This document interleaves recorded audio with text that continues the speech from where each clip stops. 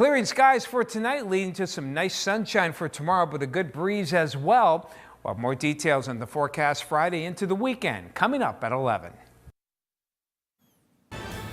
Good evening, everyone. I'm Kevin Hodge. Tonight on your WZMQ 19 News, President Trump's executive order to get rid of birthright citizenship is facing legal hurdles, with a federal judge putting a temporary block forward. And we hear more from Secretary of State Jocelyn Benson as she begins her campaign to become the next governor of Michigan. Your 19 News at 11 starts now.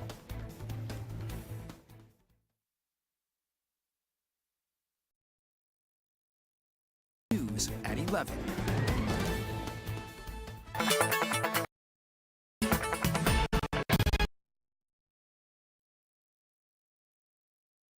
Clear skies for the balance of the night, and that's going to lead to beautiful sunshine overall on Friday. Oh, it's a cold start, but at least not a lot of wind, so wind chills should be tolerable. We're into the mid-teens by the afternoon. Winds will start to pick up a bit, so we'll have those wind chills probably holding near zero, a little bit below. But it's still a nice-looking day across the Upper Peninsula. Lake effect is cut off, high temperatures in the upper teens. Forecast into the weekend later in the show. Kevin? Tom, thank you. The Escanaba Department of Public Safety is reporting 2 people have died in a 2-vehicle crash at the intersection of North Lincoln and Danforth Road. According to the report, a Dodge Ram truck pulling a snowmobile trailer hit a Subaru attempting to turn west onto Danforth. The driver and passenger of the Subaru were pronounced dead at the scene, while all 4 in the truck were taken to the hospital for non-life-threatening injuries. The investigation into the crash is ongoing.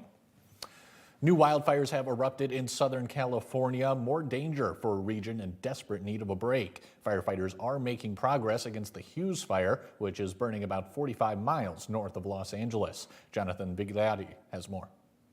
In fire-weary Southern California, another wildfire broke out in Ventura County, 50 miles northwest of downtown LA, near farms and a college campus. While another scare last night, fire racing up a hillside near the exclusive community of Bel Air, threatening homes before crews gained the upper hand.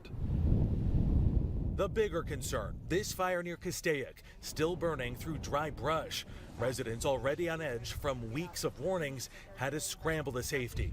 Adanya Perez was among the 30,000 newest evacuees. My brother just lost his home over in Altadena fire, and now I'm like, oh my God. Now it's my turn. While residents here got prompt evacuation warnings, for thousands in Altadena, early on the morning of January 8th, at the height of the devastating Eaton fire, I didn't get any alerts. I woke up on pure vibes. Florence Kearns-Wilson is among many demanding answers. So there was no official warning, no official order issued. It was just go, go, go for you at 4 a.m. Yeah, and it was very just like neighbors taking care of each other because no one else would tell us what to do. All 17 who died in the fire were residents of West Altadena, where evacuation warnings came too late or not at all. There are a lot of other people that were not safe, and they could have been. A lot of frustration, and now tonight, a new fear. Residents are bracing for rain and the threat of mudslides. That threat, though, is this weekend. The current threat is all of this wind. Red flag warnings remain in effect through tonight. The Justice Department says it will appeal a federal judge's ruling putting a temporary block on President Trump's executive order ending birthright citizenship. The development comes as the president's pick to lead the Defense Department clears a key hurdle. Natalie Brand reports from Washington. Okay, very good. President Trump issued more executive orders Thursday as his new administration was dealt its first legal setback in court. On Thursday, a federal judge in Washington state temporarily blocked the president's plan to end birthright citizenship for children of undocumented migrants, calling the move blatantly unconstitutional. Obviously, we'll appeal it. They put it before a certain judge in Seattle, I guess, right? And there's no surprises with that judge. Democratic attorneys general from across the country challenged the executive order, saying it's in violation of the 14th Amendment. No one individual, not even the President of the United States, can simply erase what it means to amend the Constitution and the process therein. And as some 1,500 U.S. troops have begun to deploy to help secure the southern border, President Trump's controversial pick for Defense Secretary Pete Hegseth narrowly cleared a procedural vote on Capitol Hill. The Senate voting 51-49 to advance his nomination. Is this the best man we have to lead the greatest military in the world? All Democrats opposed, along with 2 Republicans, Senators Lisa Murkowski of Alaska and Susan Collins of Maine. No surprises there. It's too bad. It's just the way it is. Too bad. CBS News has confirmed Hegseth disclosed to senators during his vetting process that he paid $50,000 to the woman who accused him of sexual assault in 2017. He denies any wrongdoing. The former Fox News host is headed for a final vote in the Senate as early as Friday. President Trump also issued an executive order to declassify the JFK, RFK, and MLK assassination files, and another that would clarify regulations in the crypto industry. Secretary of State Jocelyn Benson has announced her campaign to run for governor of Michigan. The gubernatorial election will take place in November of 2026, with Benson the third candidate to officially file. Our Michigan Capitol correspondent Sophia Murphy has more from Secretary Benson as the race begins. The first spot for the Democratic candidate in Michigan's 2026 gubernatorial race has been claimed.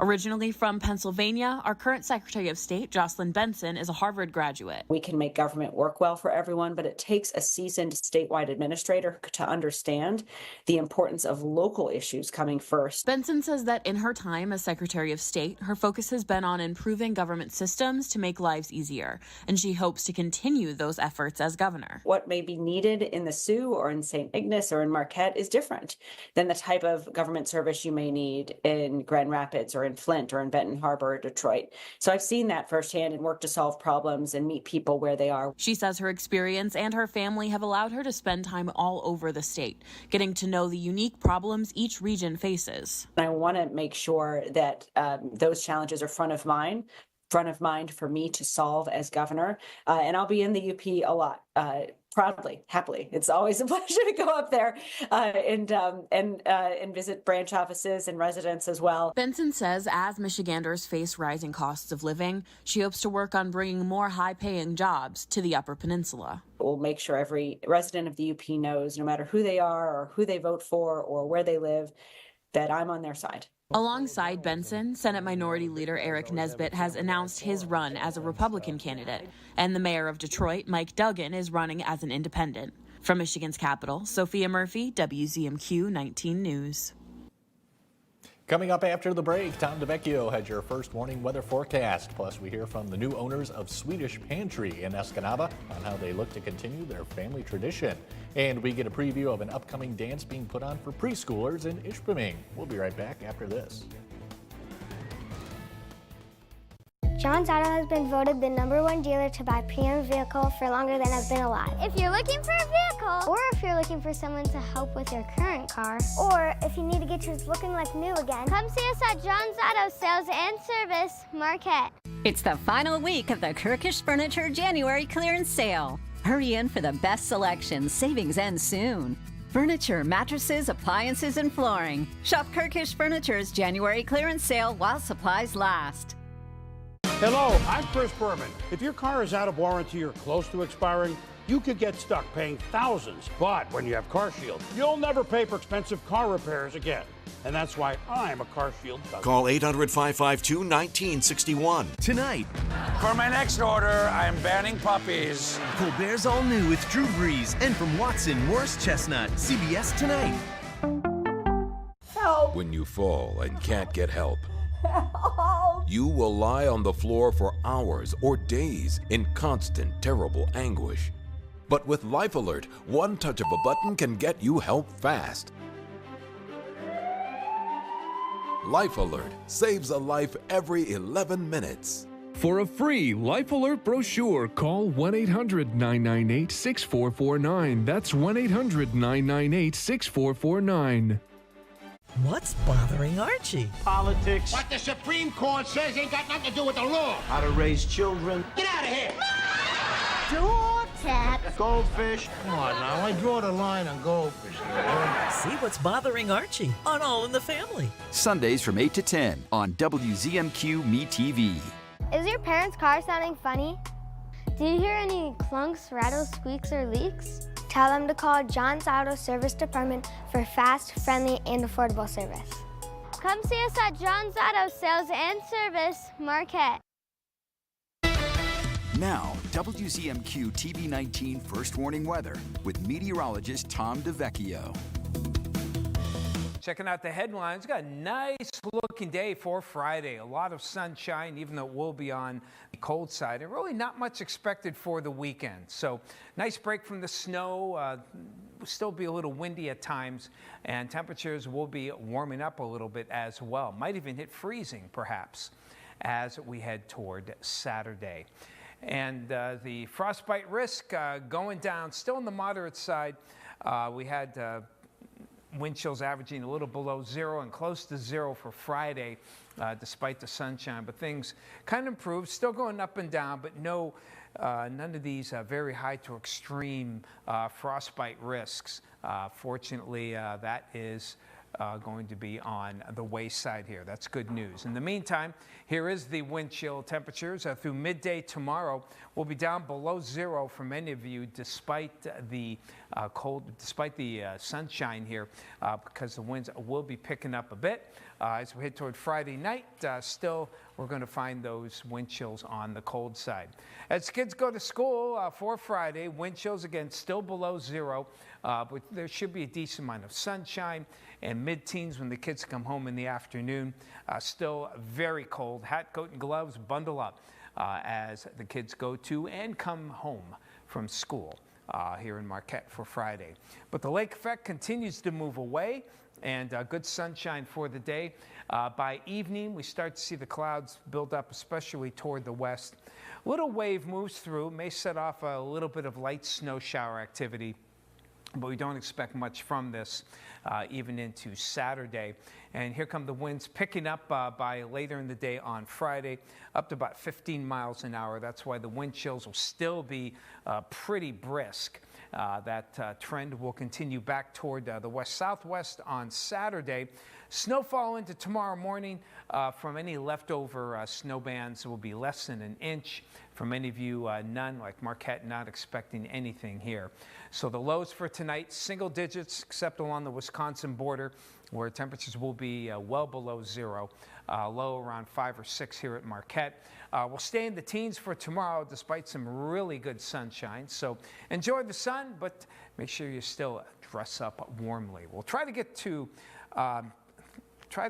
about 30 here, and that graphic is not real. Don't know about that one. So we'll head on over to Saturday, where temperatures will be around 30 degrees and mostly cloudy skies. Sunday, partly sunny skies.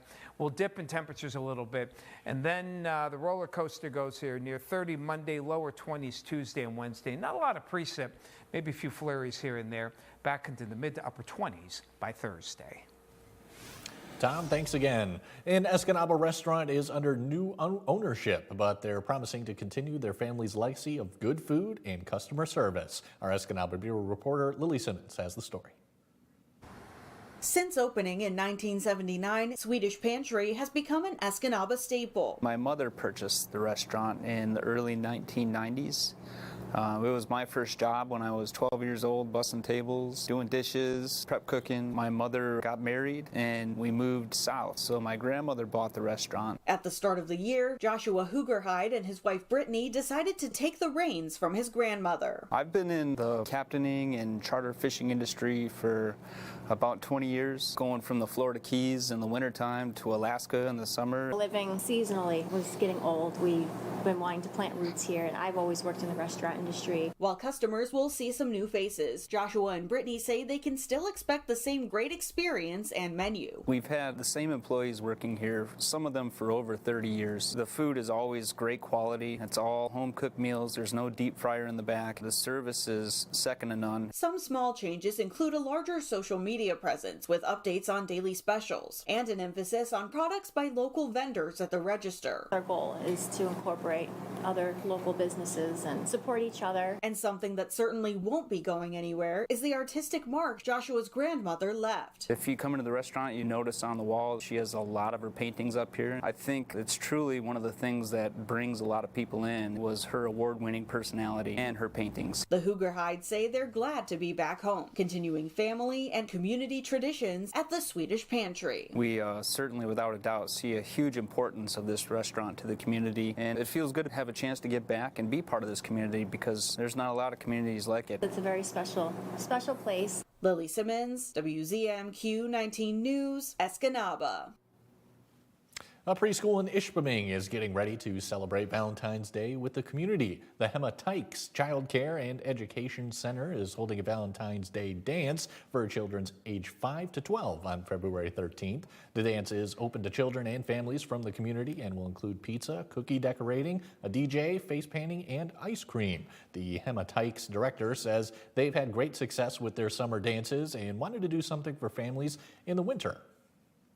It's such great results with just having our one in the summertime, and everyone's like, yeah, you know, the winter gets kind of blah. It would be nice to have something for families to go out and do together. So I think it's just something fun, and my staff loves doing these, so we're excited about it.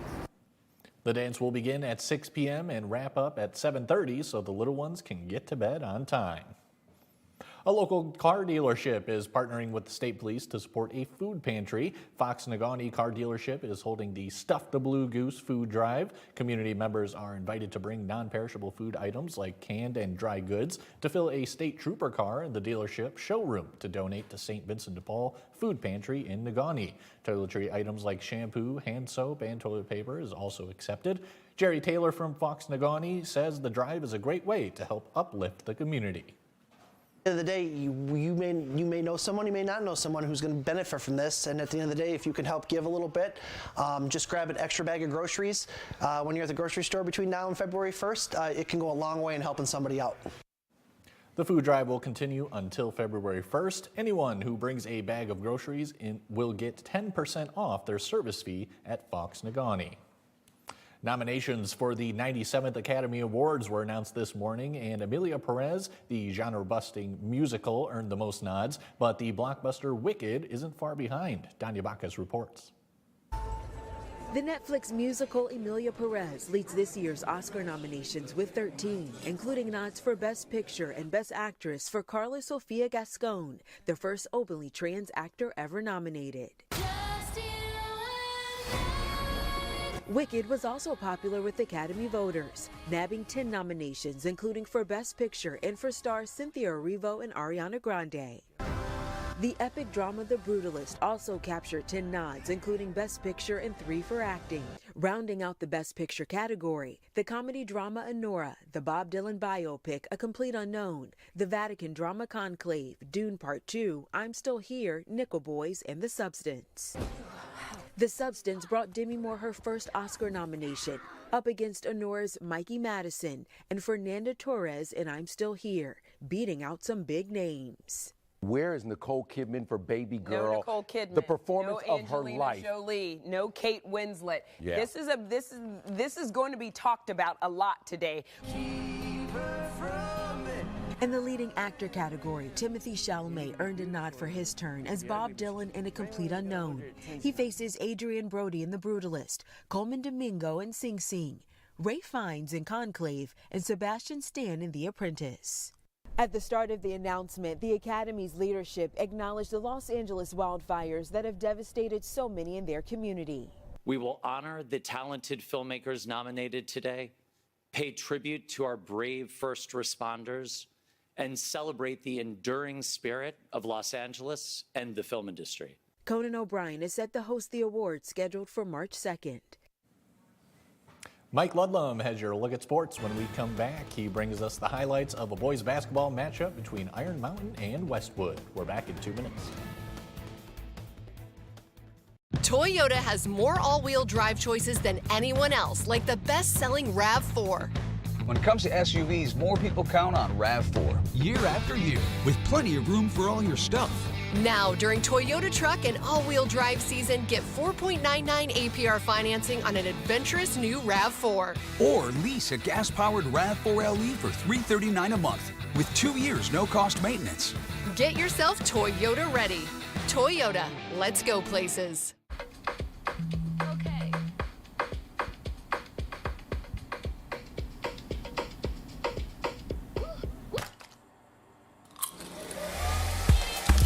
Getting ready, we all have our routine. Finding an outfit.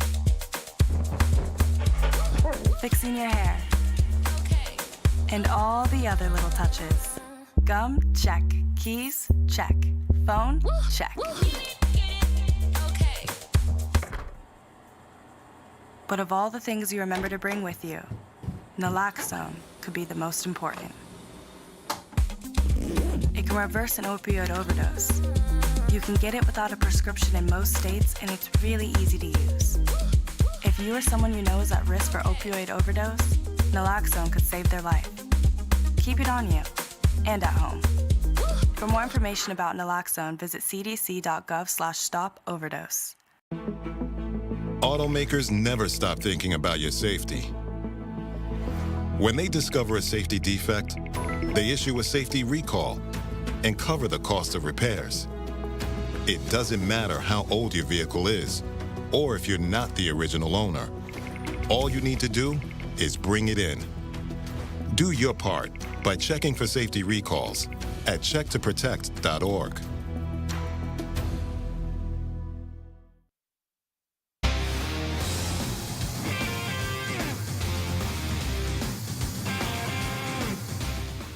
Good evening, everyone. The Westwood Patriots defeated Iron Mountain in boys basketball 61-56 back on January 3rd. Tonight, the second-ranked Mountaineers look for revenge on the road at the third-ranked Patriots. Before the game, Ethan Marta in the middle was recognized for going over the 1,000-point mark in his career. He's just a junior.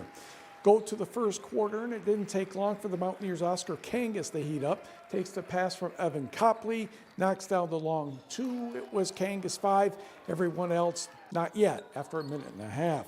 Westwood's time now. Ethan Marta locates a path, puts that one up and in. Patriots on the board. Iron Mountain hustle play. Ian Martela steals the inbound, throws it off a Patriot to give the black and gold possession. Westwood tries to run a backdoor play. That does not connect. Gerald Sample Torres with the steal. He sees Braden Casson ahead, hits the layup, and it's 17-4, black and gold. Marta comes back with a triple for the Patriots, but they're still trailing at 17-7. Iron Mountain coach Bucky Johnson wasn't happy with a certain sequence in that area. Mr. Kangas back with the basketball again, goes behind his back to get around some pretty good defense here by Tristan Miller. Miller's efforts not rewarded though, up and in, 22-7 Mountaineers. Westwood's turn to counter. Caden Balzerini drives through traffic for a layup, but before the end of the quarter, Iron Mountain is at it again. Sample Torres doesn't pass the ball, looks like he was going to, and all of a sudden, guess what? Yeah, he's pretty much all alone for a layup. 24-9 Mountaineers after 8 minutes. Westwood coach Luke Gray tries to figure out how to slow down his opponent. Second quarter, Tristan Miller, Reavers Taglio, a little bit of a give and go there, and that is a hoop. Westwood's reduced the deficit 24-13. Moments later, senior Preston Argall flips home a left-handed jumper. Patriots within 24-15. Evan Copley had 6 3-pointers Wednesday night against Negaunee. Here's one from the top of the key. Iron Mountain led 32-19 at the half and pulled away even more in the second half for a 58-32 victory over Westwood. 2 wins in 2 days for Bucky Johnson's team. To the scoreboard, Houghton outscores Calumet 64-53. Watersmead, a road victory at Lakeland and Hubble 54-43. It was Jeffers over Wakefield Marinisco 74-61. Austin Gordon had 27 for Uintral Creek in the 61-45 win over Chassell. Brandon Larson led the other Panthers with 20 points. Win, nice 21-point road victory at Bark River Harris, 58-37. Western County's on the board with its first win of the year, 61-49, taking care of Norway. Florence sneaks past North Central, 59-56, and Ojibwa Charter, a big scoring night, 88-63 over Munising Baptist. Girls basketball, the UP's #1 team in Division 4, St. Ignace, entertained Brimley. Took a couple minutes to get things going, then Avery Visnall with the steal and the score. The Saints have a 2-0 lead. Black and gold kept the early momentum going. Taya Shepard with the rebound eventually, the putback and the foul. That made it 8-0. Now Shepard missed the free throw, but the taller Saints would grab the rebound. Next thing you know, whoosh, that would be Jillian Frazier from the outside on a triple. Brimley needed 7 minutes to score a basket. Addison Carrick to Kaylee Tremblay, and it's now 12-5. St. Ignace still in front. Jillian Frazier hits a cutting Avery Visnall coming up right there for the basket. By the end of the quarter, Cadence Cullen is going to catch the ball from behind the arc and knock down a three-pointer. 17-5 Saints after one quarter, and St. Ignace cruises to the victory, 72-15. To the numbers here, Gladstone also had 72 points in defeating Manistee, 72-28.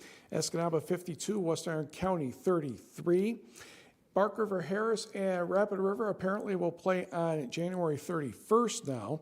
Superior Central, a field goal better than North Central, 32-27. Lauren Adams went over the 1,000 point mark for her career. She's just a junior. Norway easily over Kearney NATO, 61-20. North Dickinson 55, Stevenson 42. Baraga a dozen better than Ironwood, 53-41. Dollar Bay runs past Bessemer, 45-26. Bree Beston had 25 for the Ewan Trout Creek Panthers over Chassell, 64-25. And Lance stings Ontonagon, 78-33. Also, tight game here. Jeffers, 2 better than Wakefield Marinesco, 62-60. Lakeland and Hubble, no trouble with Watersmeet, 60-15. GLIAC basketball. Lake Superior State men over Michigan Tech, 82-72. Hunter Soper and Tyson Edmondson combined for 40 points for Lakers. Marcus Tomashik had 23 for the Tech men.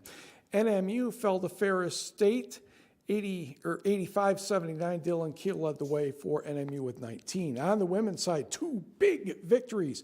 Michigan Tech 101-52 over Lake Superior State. 6 players in double figures.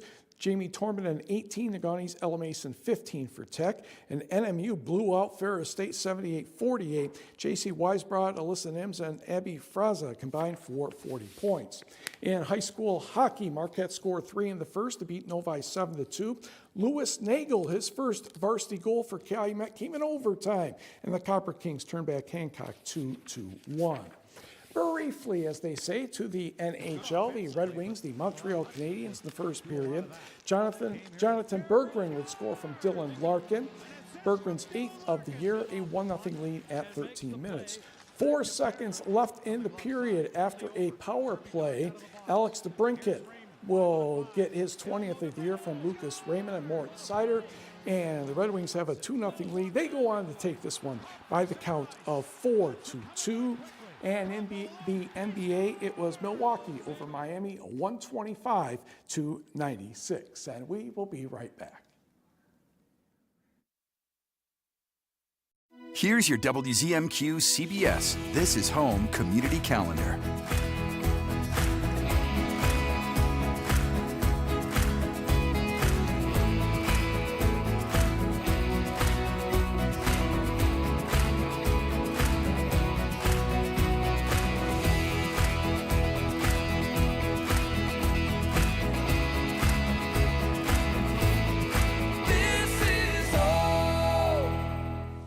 Tonight, for my next order, I'm banning puppies. Colbert's all new with Drew Brees and from Watson, Morris Chestnut. CBS Tonight.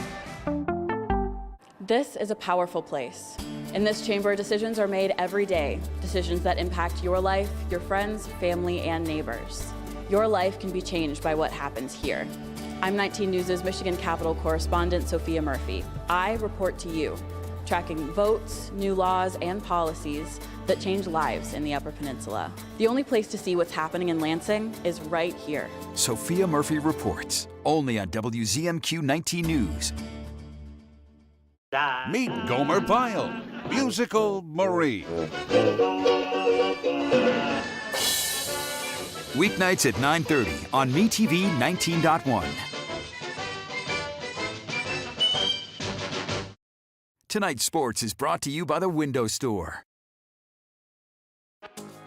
Give your home a fresh new look with our energy-efficient windows and stylish doors. And here's a deal you won't want to miss. For a limited time, when you buy 3 windows or doors, you'll get 1 free. That's right, buy 3, get 1 free. Don't wait. This offer ends February 28th. Call today and start transforming your home with the Window Store. Quality windows, doors, and unbeatable savings. Only at the Window Store.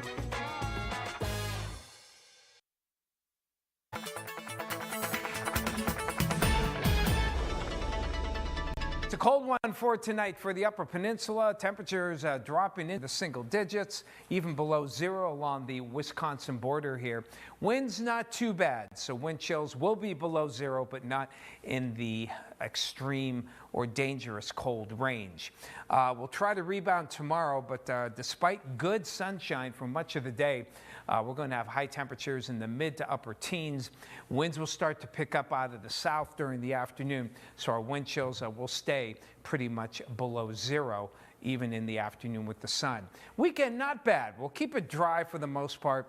We'll try to get to freezing on Saturday with a decent amount of clouds, partly sunny, a little cooler on Sunday. Back up to near 30 as we head towards Monday, but then we're back down to the low 20s Tuesday and Wednesday, maybe some light snow showers, no major snow, and then we'll be partly sunny as we head toward Thursday. Kevin, back to you. Tom, thank you very much. And finally tonight, a rare tropical plant is turning stomachs overseas as huge crowds line up in Australia to get a whiff of it. The same stinky flower opened up across parts of the U.S. last year. Its scientific name is the giant Amorphaphallus titanum. I got it, Mike, I think, at least a little bit. But Aussies have nicknamed the endangered plant Putrescia for its putrid stench, which helps to attract pollinators. Thousands of flower fans are visiting the blooming marvel at the Botanic Gardens in Sydney. Pretty gross, yeah. Think about the last time that you were in the gym with a lot of really sweaty dudes.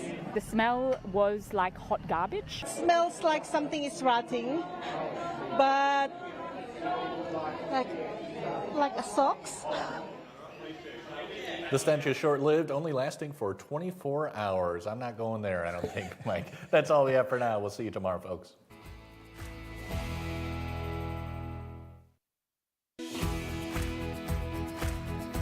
"19 News is brought to you by Kirkish Furniture. Does cooking feel like a kitchen battle? You need Granite Stone Armor Max, the revolutionary cookware set with 4 durable layers of ultra non-stick. So